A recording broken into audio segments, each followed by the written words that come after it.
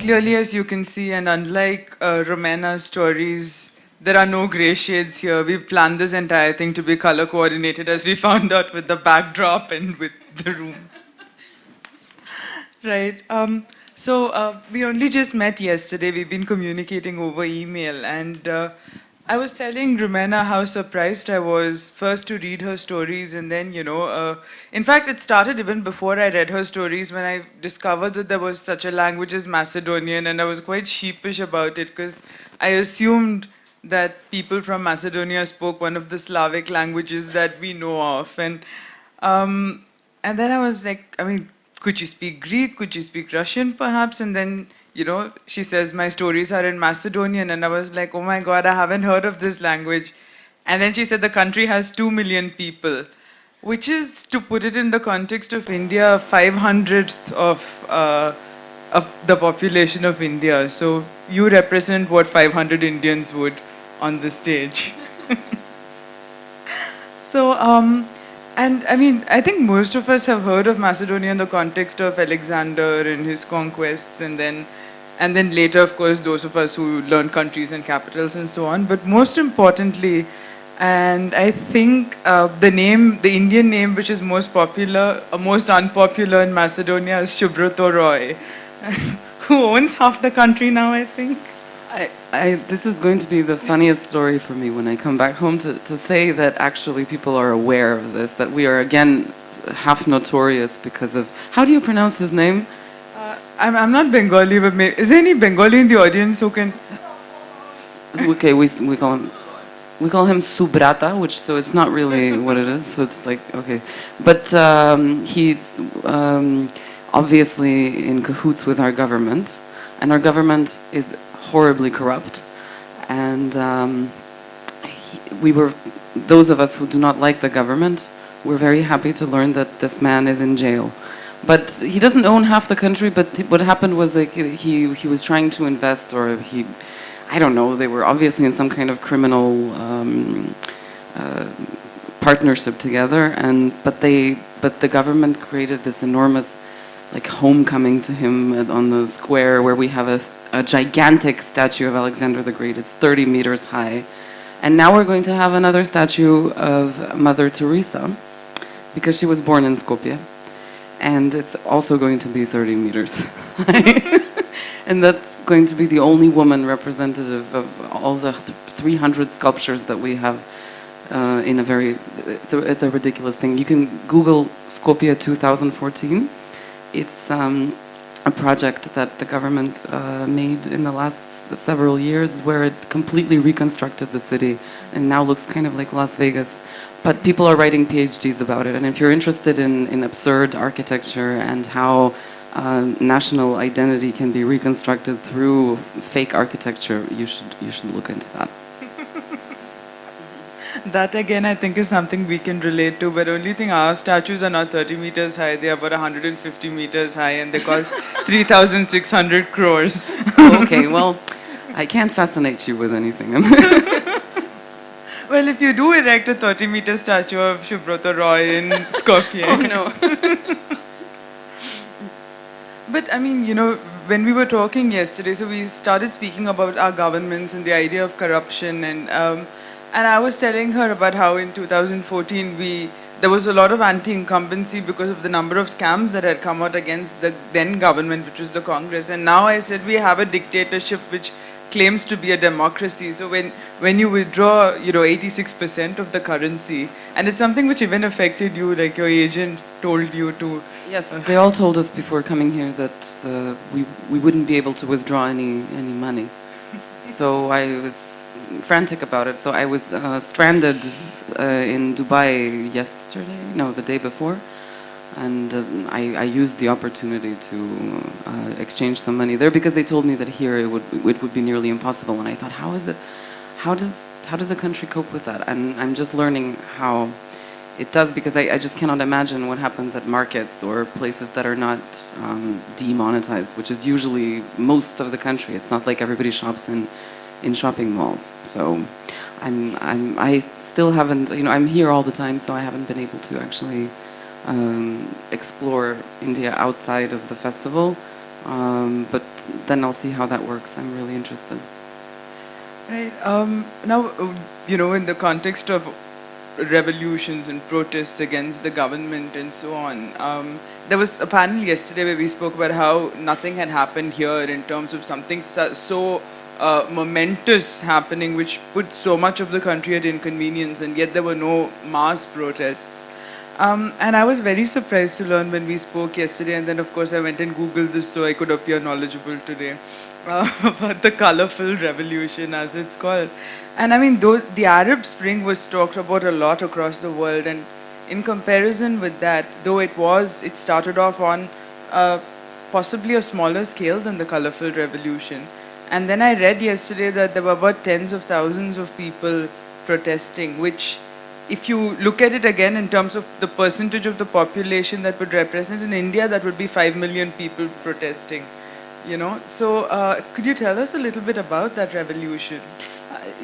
I completely forgot to mention, yes, the name of that revolution, let's say. We've been protesting for about maybe 2 years or something like that. I calculated a while ago that I had spent maybe 4 months in my life in the past year and a half or two literally protesting every day, which obviously affected my everything. I have not been writing or doing any kind of research during the time, because when you live in such an absurd situation, I think a year and a half, or maybe even 2, I can't remember. But it's connected to what I told you about the architecture, because the symbol of corruption and the dictatorship that we're living under now is this project, which costs 600 million euros for a country that is bankrupt, that has no money. This is absurd. And it's actually a Baroque and like classical facades that have nothing to do with our identity. And also it tries to appear ancient because we have a problem with Greece. So we're trying to present ourselves as ancient Macedonians.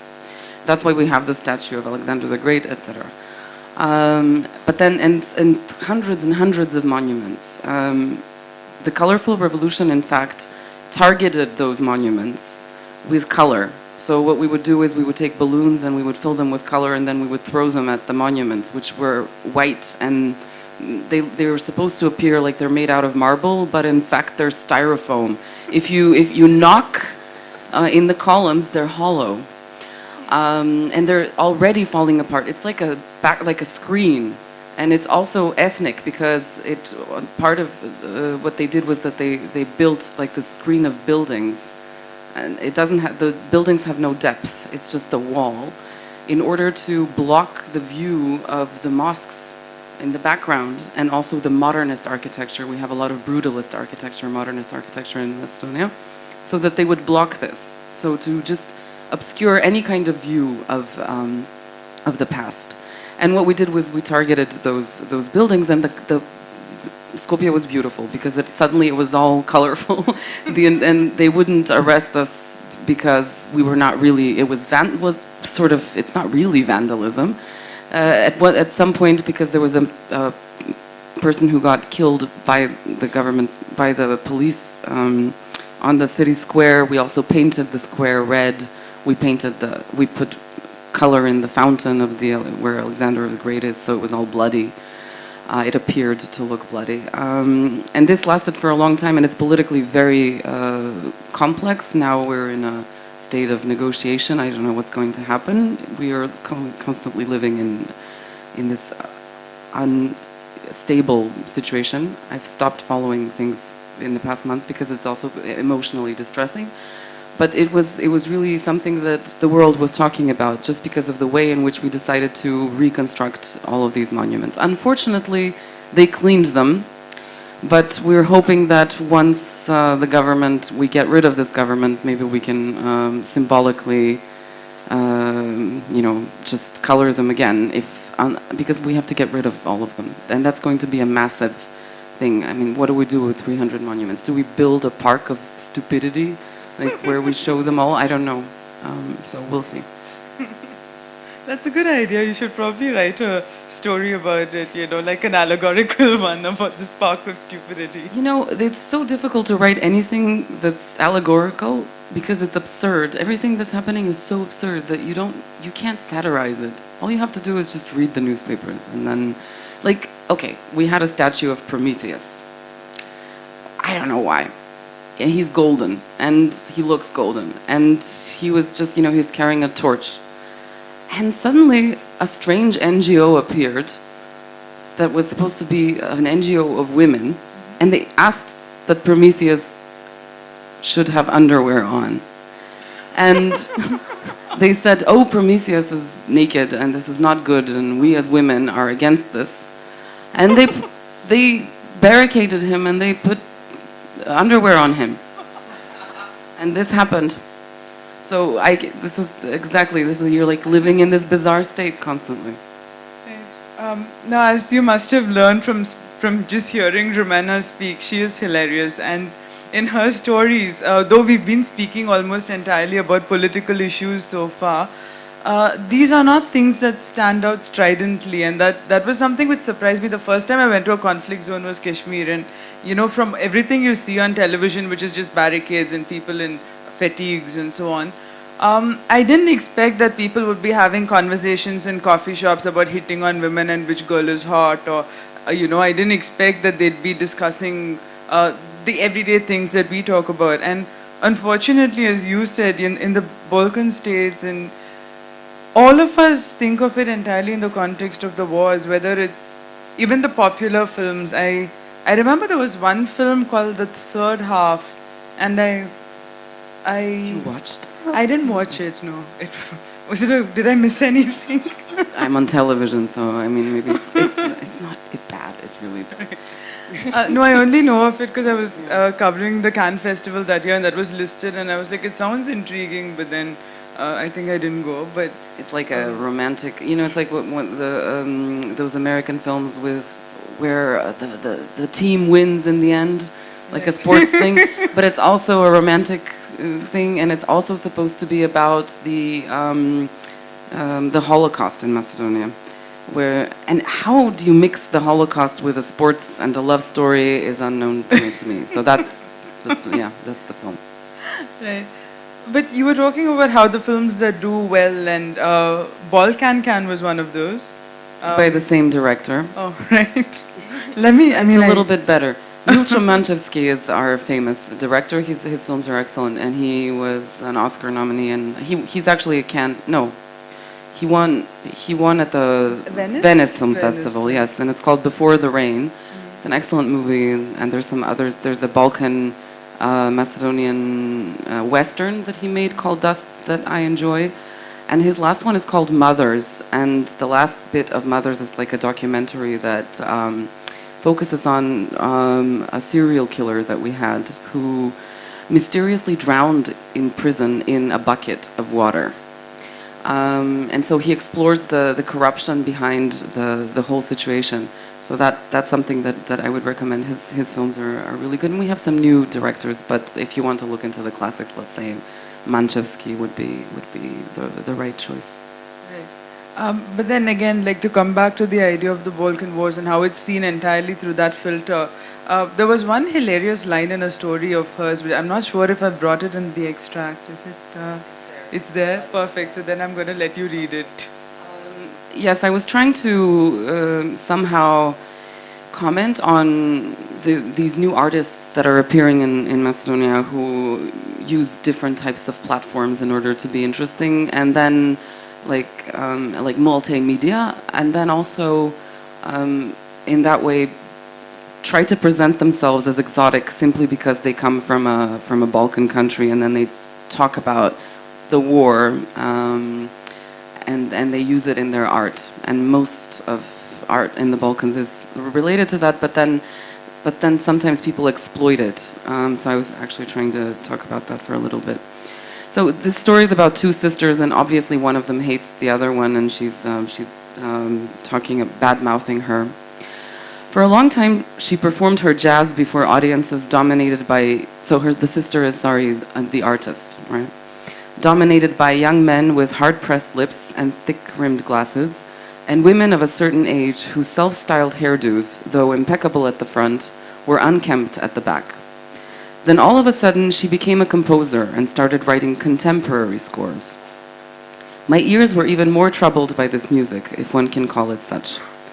Her pieces typically started with the repetitive hitting of a key in the lower register of the piano, continuing until the sound faded away completely. The piece would then proceed with the staccato banging of a key in the higher register, followed by a tremendous noise in the middle register, repeated in such a manner until the piece came abruptly to an end. All this dialogue, as the critics dubbed it, reminded me rather more of the dialogues she and her late husband Simon had enjoyed at home than anything resembling what could be called a work of art.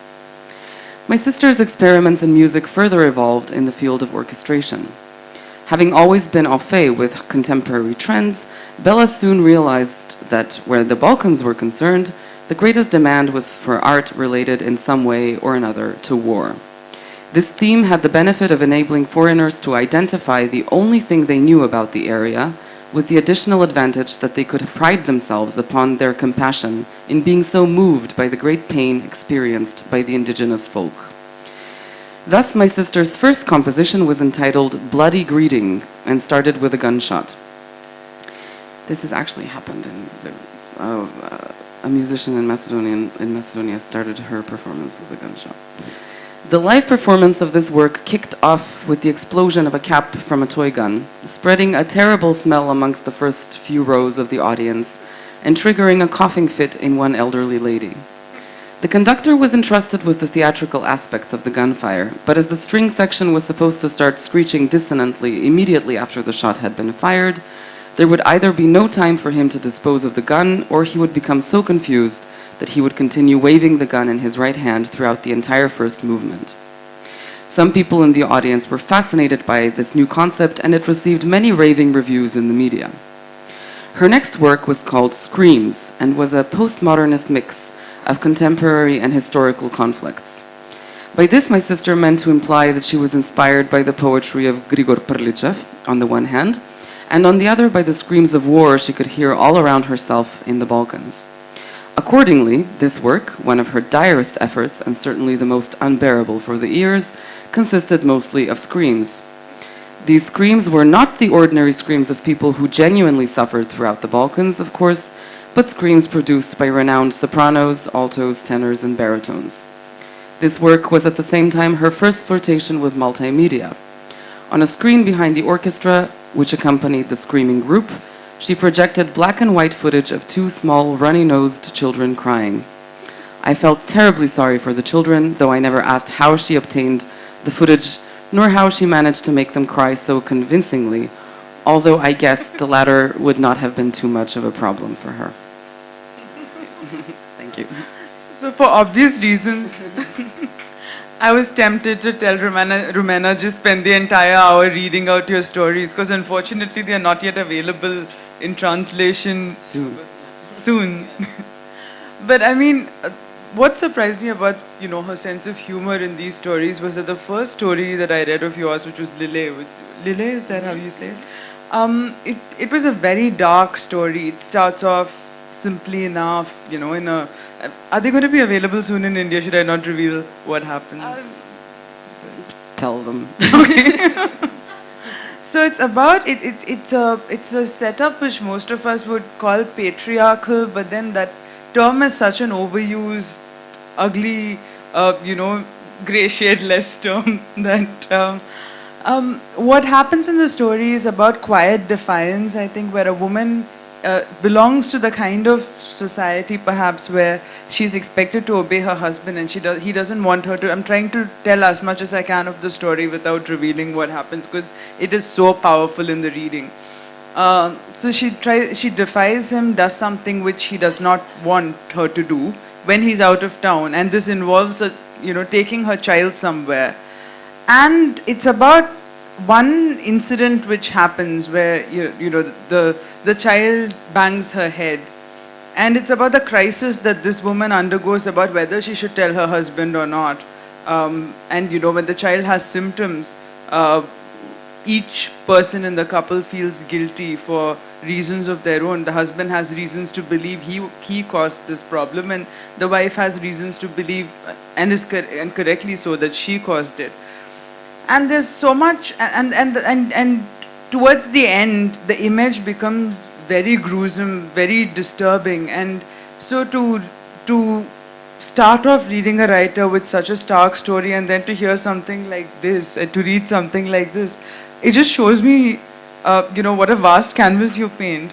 And aside from the fact that it's unfortunate that the stories are not available in English, it also struck me that if it is so funny in English, which is not the language in which they were written, and you also have the capacity to translate idioms, or to come up with idiom and to come up with images that can be handled by a translator. And since you're clearly fluent in English, I was wondering about the choice to write in Macedonian, which can be read by less than 2 million people, you said, which can be consumed by less than 2 million people, as opposed to either translating the stories yourself or writing in English, which you clearly can do. So what is it which draws you towards the choice? I think it's a strange patriotic reason. I thought we are a very new country, and let's say a new culture, you could say. We don't have that much experience in literature. I felt that somehow I should contribute to this, to the development of this literature and the development of the language. This is a very interesting topic for me also here in India, because I see that there's a vast difference of a vast amount of languages that are spoken, and then obviously there's a lot of people who write in English because they're very comfortable with it, etc. But for us, this is my native language. I realized at one point that I feel most comfortable in it because I dream in it, and you know what your native language is when you speak to a child or baby or a pet. And the language that you use when you speak to the pet or the baby is the language that is natural to you. So I decided that this definitely was what is natural, and that I would do it, and I would somehow contribute. And I never felt an ambition to be known somewhere and to write in English for that particular reason. I felt that it was fake for me to write in English only in order to be read. So then I just stuck to that, and I don't like translating myself, because then I end up rewriting the story. So I have other translators, and I always find out something new through their translations.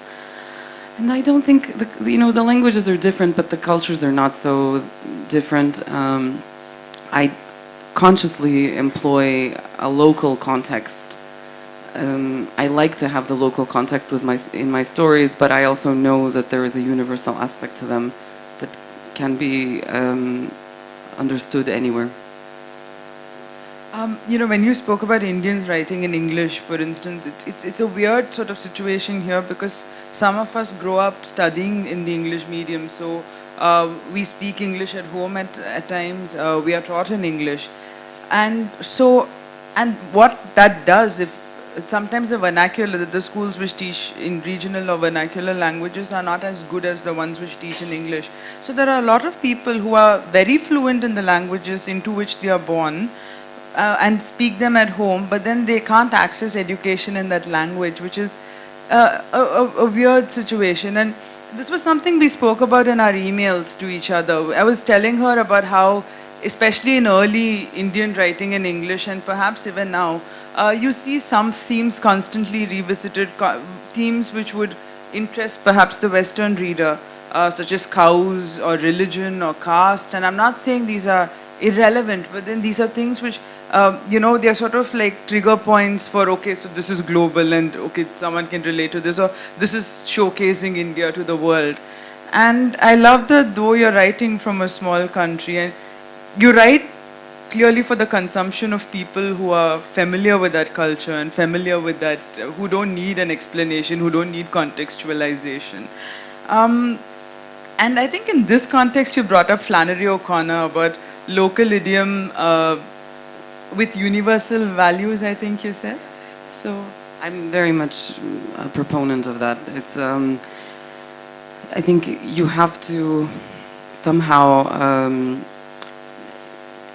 you have to make your writing is more interesting if it has the local idiom. It has a color when it does so. It will be interesting for you as well to read it. Much like your literature here in India is more interesting to me if it's about somehow locally related instead of it being about, I don't know, some, I don't know, Wittgenstein or something like that, right? The point is that that we learn through each other's cultures, I think, and that we do what we know best. And I think that's honesty in writing, and I try to be as honest as I can. I think that's also true of the regional language writers over here. Like when I read, the only other Indian language I can read fluently is Tamil, and when I read Tamil novels, I see there's a certain lack of a need to explain things, and even when those are translated into English, they work and they're consumed by a large audience. And so in this context of universal values and local idiom, maybe you could read out the story Nectar, which again is hilarious. Okay, I love writing about gynecologists because it's a horror film back home. Like if you go to a gynecologist in the hospital, in the state hospital. This is a story about, from my last collection called My Husband, which will be translated into English soon, and then it's basically women writing sort of about their husbands, and it's all in the first person. So this story is called Nectar. Although he's a gynecologist, my husband tries to make out he's an artist. That's just one of the things that annoys me about him. Actually, I don't remember exactly when most of the things he says and does first started getting on my nerves, but I can single out this one as one of the most irritating things.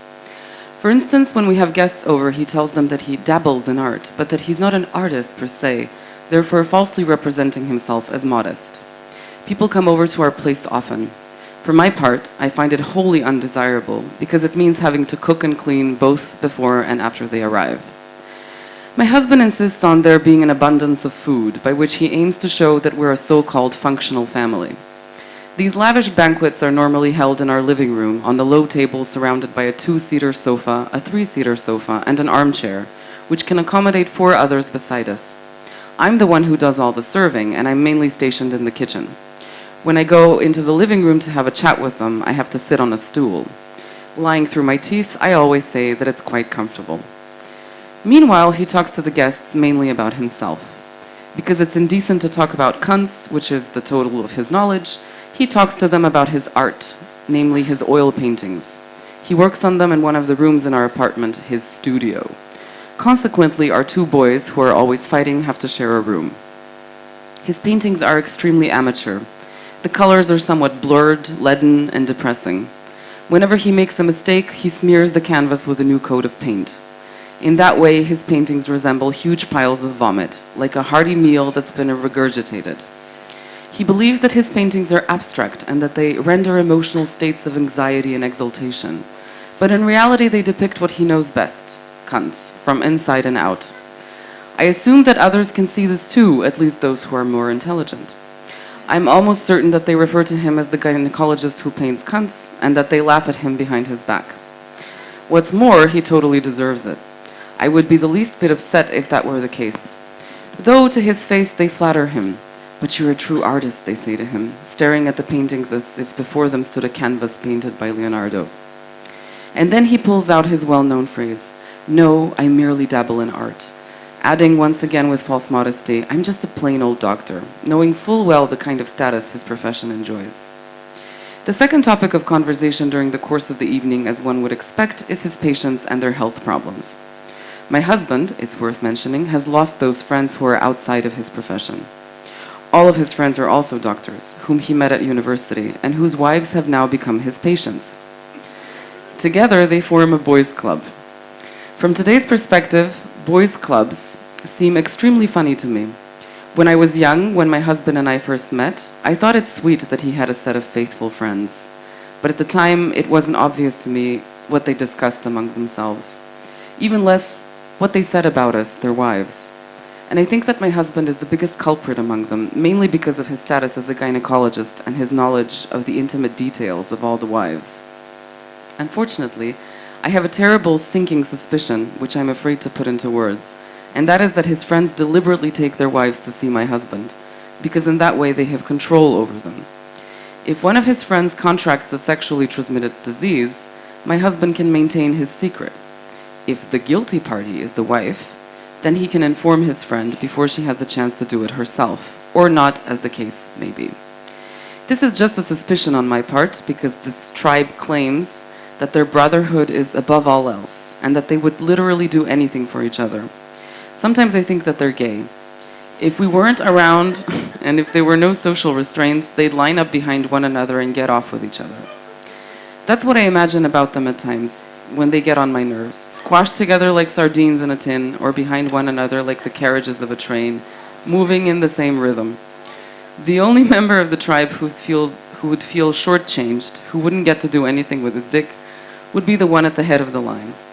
In my fantasies, we women sit on the side and watch them, as we do in real life. They talk while we watch, or at times we whisper recipes to each other when we get bored of their talk. Sometimes the wives also manage secretly to exchange a few words with my husband in our hall as an additional consultation regarding their health. Take a dose of betadine, I would overhear, or perhaps it's my diet, I don't know why it keeps reappearing. Don't go on any diets, but I eat properly and I don't even smoke anymore.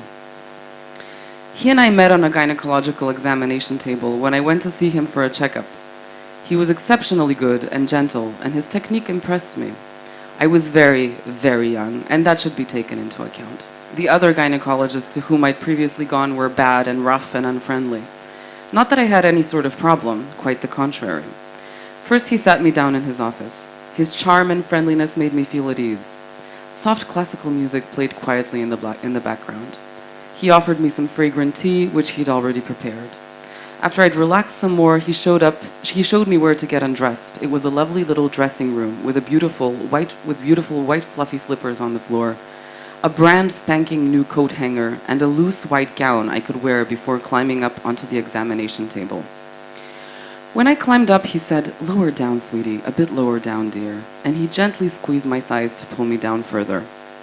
After that, he began talking to me as he prepared to insert the speculum, telling me that it would be uncomfortable, but that he would be gentle. He even attempted to warm it up so that it wouldn't be so unpleasant for me when he inserted it. The way he spread my labia before inserting the speculum caused something warm to stir within my soul.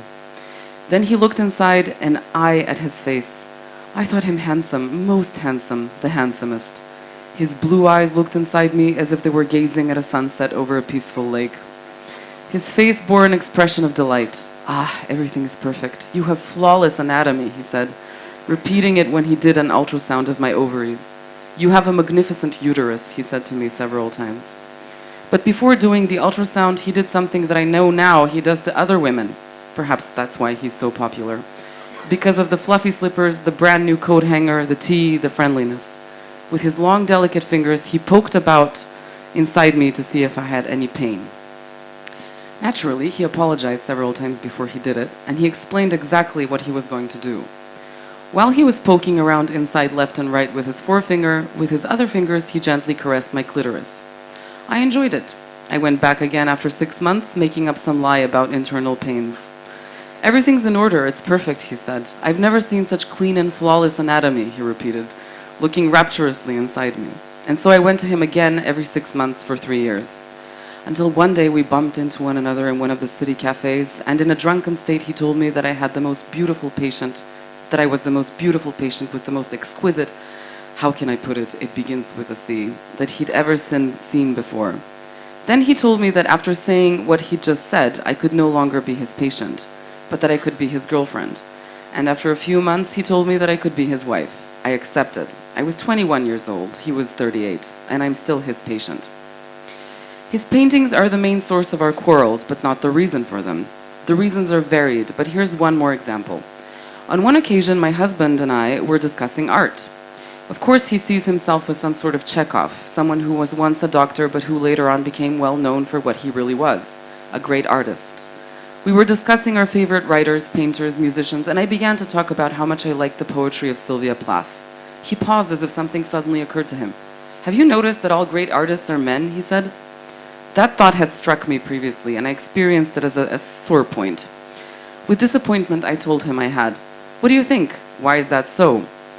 I started to mull it over. At the time, I wasn't able to fire off the quick retort that I would give him today, that women were never afforded the conditions to be creative, that it simply wasn't permitted when they spent the whole day at home wiping up the shit from babies' bottoms, as I myself had done while he traveled to conferences in China, Africa, Europe, getting inspired. "Well," I stammered, which I now deeply regret. "It's because men are the soul, women are the body. Men are creative, women are practical. Men soar, women scavenge. Women can't be artists. It's not in their nature." I was quite offended, but I didn't know how to respond to him. I was 24, if that can serve as my defense today. "Go on, name just one great female writer in the ranks of Dostoevsky, Chekhov, and Hemingway, for example," he said. "Well, Marguerite Yourcenar," I said, because only she came to mind at that moment. "She doesn't count. She was a lesbian," he replied. And he went off to take a crap in the toilet, where he remained for 15 minutes, while I had to go and pick up our son from kindergarten. We never finished the conversation, in which I would have enumerated hundreds of gay male artists, such as his much-loved composer Tchaikovsky, for example. His ideas about the greatness of being an artist, coupled with his own desire to become one, surfaced long ago, but he only started painting much later, after he found himself, as he put it. Actually, he started painting intensively after our second son was born. That is 8 years ago. By then, I was barely tolerating him, and I'd stopped being so afraid of him. When he first started painting, accustomed merely to singing his praises, I would tell him that his paintings were really good and that he had true talent. His face flushed with joy whenever I said those kinds of things, and he would get all emotional, swallowing hard repeatedly or looking as if he might burst into tears as he gazed at his finished canvas. "I've always wanted to be a painter," he would say. "I was torn between medicine and art, but my father didn't force me to follow in his footsteps. And behold, destiny," he repeated reverently. I was surprised that he even spoke to me about these things, his wife, before whom he didn't have to pretend. After that, I began to ignore his paintings, and finally, a few years ago, I began to tell him that I didn't like them at all. The last time we fought, in a moment of rage, I told him that they looked like ugly, smeared cunts, and when they didn't look like that they looked like an omelet or vomit. He was offended like never before. "At least I create," he said to me. "A crap artist who creates crap art," I said to him. He was furious. The blood ran to his face, but having the ability to remain composed, he swallowed his rage and his face returned to its normal composure after a few seconds. "You've quite the wit today," he said, without knowing what else to say to me. "It's a shame you're not a writer," he said, knowing full well that I've always wanted to write. He could see that I was getting upset, and he continued to torment me. "Oh, I forgot that you write poetry. Why don't you read me one of your little rhymes so that I too can have the chance to critique it?" he reproached me pointedly, laughing with triumph because he'd never read any of my poems. I'd never given any of them to him to read for one simple reason, which I no longer wanted to hide from him. I went into the bedroom, and from under the bed, I took out the sheets of paper on which I'd secretly written my poems when he was at work. I gave him my most recent poem. I told him to read it aloud. "Beloved, he lies beside me while I dream of you. Your night flower opens up for me. You moan like the wind, my beloved rose. From your sweet nectar, tonight I would drink." My husband's jaw clenched and moved a bit to the right when he stopped reading. His eyes were wide open and stared at me intently. His face was pale. "It doesn't exactly rhyme," I said to him cynically. "I'm sorry to have disappointed you." "No," he said to me, "I'm not disappointed. I expected it to be crap." Thank you very much. The poem was supposed to be crappy, by the way. It was actually a pretty funny one. I used to work at a poetry festival where I listened to a lot of poems like this. I know we are running out of time, but then there is something important I want to speak about, which didn't come to the fore in either story, and that's how you use children. When as adults we often forget how much we observed and how much we understood as children, and that comes through in your stories. In this, I particularly remember this one in Waves, where the story is about a businessman who is accused of some sort of corruption. I mean, I don't, maybe you can give us a socio-political context for that when you answer. Just, you know, a politician who's accused of corruption and flees the country, Right. which There happens a lot. oh, we've got that in common. So there's this little kid, his daughter, through whose perspective the story is told, and and there are little things which I can recall noticing as a child, little things which people, which adults assume you don't understand. Like she says, for instance, that when her mother doesn't want to answer a question, she pretends to text, and just the use of the word pretend conveys something. Or when, you know, the bedroom door is shut twice, I think, locked twice, and loud music plays, she knows her parents are having a fight and they don't want her to know. Do you want to talk a little bit about what made you turn to children as this kind of tool of exposition? Because it happens a lot and it happens very subtly in your stories. My first collection is based mostly about the traumas of children and in dysfunctional families. And it carries off into some of my other collections, but I distinctly remember as a child that adults were so inconsiderate around me because they thought that I didn't understand anything, because adults tend to what's the word that I want to use? They underestimate them. Yes, thank you. They underestimate children and their intelligence and how much they actually understand. And I remember just them saying, "Oh, she doesn't understand," and that she doesn't understand would make me even understand more what was going on, or even it would traumatize me if I really didn't understand it, because then I knew that it was something that I was not supposed to understand. So they would do this so often, and even as a teenager, I would see situations like that where they would talk about, adults would talk about really insane things in front of the children, hence traumatizing them. I remember telling a girl that was my neighbor when I was 6 years old, telling her that her parents are going to get a divorce because her mother was sleeping with somebody else. I didn't know what sleeping with somebody else meant at the time, but I knew it was something terrible, and I thought that I should tell my friend. And after that, for years, I felt really bad that I had broken this news. Now I know that they probably fought at home and that she may have known, but just the extent of how adults don't understand what children can actually see has always fascinated me, and I use that in my stories. The last story you sent me, which was one which you said you didn't like too much, but your translator loved and I loved. It's called "I Don't Want to Eat," and it's about families on holiday with their children trying to force breakfast down their throats. And you know, there's this one thing which I could relate to as what I thought of as a completely Indian trait. So when you're holidaying abroad and there's a breakfast buffet, the mother of the family normally tends to, like, you know, take a few extras, buns and biscuits and fruits and whatnot from the buffet to last you through the day. I think that's a very common practice, and It happens with poorer countries, I think. Like, Yeah. if you've paid this, you have to make the most of it. So then you make sandwiches and you stuff them in the bag, or you make the children eat, and the children are crying and they're screaming and they're literally saying. There was one kid, I witnessed this once, he was saying, it's actually in the story, he was consoling himself. He was saying, "Okay, eat this, please. If you can't swallow it, just swallow it, lap it up with milk." And then he was taking milk and just drinking it so that he would eat all this bread that his mother was making him eat. And it just shows the entire situation of the poverty, of also how food is love in the Balkans, probably here as well. I don't know. I think it has to do with the poverty of the Balkans, so that every time you go somewhere, they stuff you with food, and like you have to eat and eat and eat and eat, and if you don't, it means that that you're spoiled. So it's been taught to us as from a very early age, and I think people are forgetting that food is different. So then you have all these obese kids, and then they're going through a bunch of bullying because of being obese, and it just goes on and on and on. So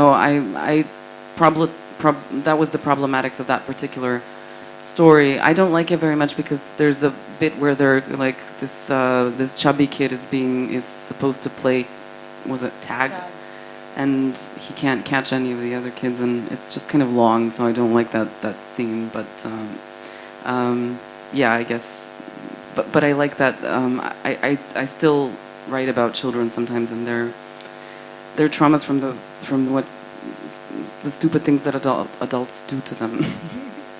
But that scene which you don't like, it's probably the one that I could relate to most, and I think a lot of children can, because I wasn't force fed, but then like plumpness is a treasured family trait that is passed on generation to generation down to generation. So as a kid, I was an obese kid, and there wasn't much anyone could do because I was exercising and I was doing everything I could do to lose weight, but I just didn't lose weight. And I was a fast runner. But then you would constantly have, like you have in your story, you would have kids when you're playing hop and catch or tag or whatever it is, you'd have kids targeting that one fat kid whom it is assumed cannot run or cannot compete, and then all the others are just standing out there. And what I realized when I read your story was that those children didn't know what they were doing. They just knew that this was probably a good strategy. They didn't realize how cruel they were being.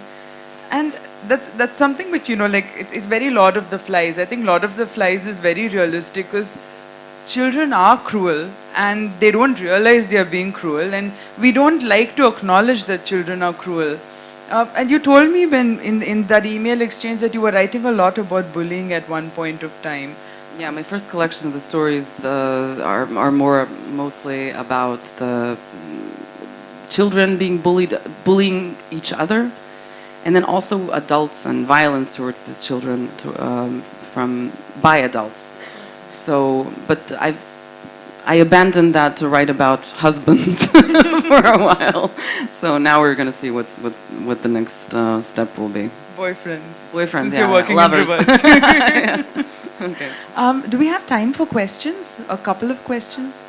It's an absolutely fantastic session. I thoroughly enjoyed. Thank you so much. Thanks, Prasanna, for having brought Rumena all the way from Macedonia.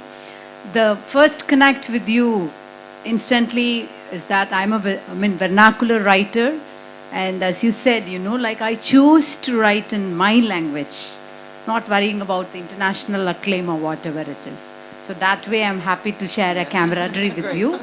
And the sense of humor is absolutely, like we were chest and splits. Like one question is, what's the general ethos of the literature ethos in your Macedonia? Do you have any followers in your line, or how does it, like, do you have many others who fall in tow with you, like we chose to write in our own language, we are not bothered about? Are you the one, or do you have any clusters? We all write in Macedonian. We don't have this English thing. The reason I speak English so well is because I lived in the United States as a child, and so I was 4 when I learned the language. So I'm near native because of that. But then but everybody else writes in Macedonian. In terms of the content of the literature, it's different. I can say this is what I write is a little different. First, we don't have that many women writers. We have some now that are actually it's a rising trend, which is great. But what's changed is that literature is no longer rural, and it's no longer about suffering and war. And now it's more like this. It's becoming more intimate, and in that sense, I can say that there's a different movement in Macedonian literature. But the language is Macedonian and also Albanian, because we have a very large Albanian minority. But the languages are vastly different, and unfortunately, most Macedonians don't speak Albanian, and that's something that we need to work on. Any other questions? Hi, Rumena. Hi. Do you have a husband? And I wonder, what does he do? I mean, let's keep it to questions about her work and her politics, and personal questions I don't think are all right in a session. Yeah, but those are fiction. So my whole book is called My Husband, and if you read all of the stories, it turns out that I'm 13 different women. So yeah. But is there any other question? Yeah, Maria. I love that we have so many writers who write in their own languages asking questions. Yeah, so thank you. I also enjoyed the session very much. And maybe this is something that in the Indian context is not understood, that in our countries English is not a language. So many of these conversations are alien to us because, of of course, I'm a writer in Galician, and we have another hegemonic language, which is Spanish. But English is not there in the picture at all. It's not a language we speak. So, the natural thing for you is to write in Macedonia, and that's it. But my question is about the translations. First, I would like to know who translated the works. As a translator, I always feel uncomfortable when works are read, and we do not know who co-wrote them. And what is your relationship to the translation part of the work? Are you just outside of it, or in the case of English, of course, because you also speak the language, or do you have any kind of cooperation with the translators? How does that go for you? Yes, thank you. That's a wonderful question and very good comment about the translators. Nectar, the one that I just read, was translated by Paul Filev, who is second generation Macedonian who lives in Australia, whereas the excerpt from Dinner Service for Guests is translated by a Macedonian English couple, Matt and Maria Jones. And they translate quite differently. I normally don't like to intervene. Because sometimes I've had translations of two stories by different translators, and I see how different they are, and I see that as their way of reading me, and I don't like to intervene. But sometimes, if the translator asks for my help, or I see that they have maybe missed the register, if they don't understand the language, the Macedonian, so well, I will explain to them that the register needs to be dropped or maybe raised. And that's as far as I go, or if there's some mistakes. But I really enjoy it when I see that they have their own style, and I really don't like to intervene. Because I'm also a translator, and I don't like it when, it's a style, and obviously it's a reading, so I love reading myself in a different voice. And that's why I don't like to translate myself. If somebody else can do it, I'm like, great, you read me this way. This is definitely a valid, let's say, reading, and that should be published then. I know some Greek filmmakers. Mm-hmm. You have interesting filmmakers in Yugoslavia, Macedonia. Yeah. But someone whose work you like. The ones there's some in Yugoslavia. There's a lot of filmmakers. I'm not so much in tune with what's going on right now in terms of the new filmmakers. Of course, the most famous one is Kusturica, but he works and he's excellent. But he also uses stereotypes and cliches in his works. And from Macedonia, I mentioned one particular director. His name is Milcho Manchevski, and he's really good. And he lives in New York right now and has an international career. But I would recommend his first film. It's about war, but it's well done, called Before the Rain. And there's some new films now. 3 Days in September. That's the name of the film that I would also recommend. Yeah. You also work with television sometimes, right? No, I don't. Did you say it, or you just you write for television? I don't write for television. No, some of my stories have been Taken for television. Yes, in Croatia actually. So we'll see. I'm expecting a Croatian film from some of my stories, and I also don't like to intervene there. It's like, okay, you write the screenplay. I've given you the material, but I haven't. I attempted to write a screenplay for 2 Macedonian directors, and they asked me to write something for them, and I gave them the synopsis, the story, and then I realized that they were kind of chauvinistic, and they had completely missed the point of everything that I was writing, so we said, okay, maybe it's not such a good thing to collaborate, and this is where it stopped. So I think we're all out of time. So, but then hopefully we'll have you back some year with copies yes. in English to sign. I hope so too, and I'm so thankful for being here. Really, I'm having an amazing time, and so I will come back to India. If not, it would be in a touristic fashion, I'm sure. So thank you so much once again. Yeah. You gave us all a fantastic morning. Like I haven't laughed this much in a long time. Thank you so much. Thank you.